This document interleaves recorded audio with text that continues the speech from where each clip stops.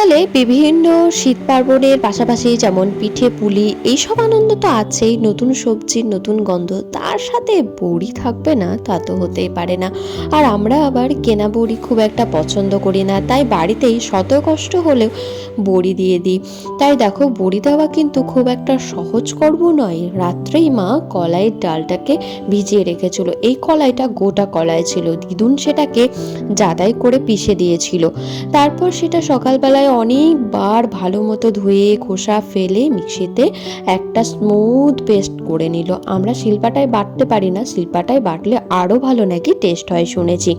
আমার ঠাম্মা আগে শিলপাটাতেই বাটতো, তো এখন আর হয়ে ওঠে না। আর এটা যেটা ধুচ্ছে দিদুন, সেটা হলো চাল কুমড়ো। চাল কুমড়ো দিলে নাকি বেশ ভালো লাগে বড়িতে। সাথে একটু হিং দিয়ে দিয়েছিলাম ফ্লেভারের জন্য, আর একটুখানি জিরে।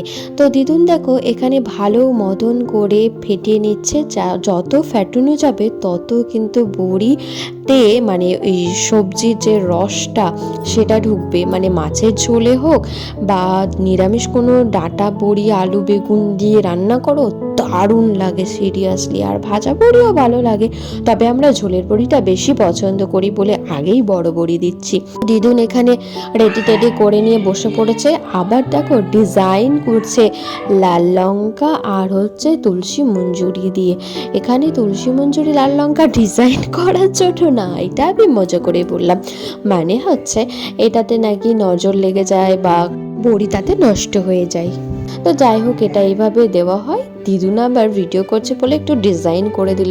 আমাদের তো এক পর্ব বড়ি দেওয়া কমপ্লিট। আমাদের কার কার বাড়িতে শীতে বড়ি দাও জানিও কিন্তু।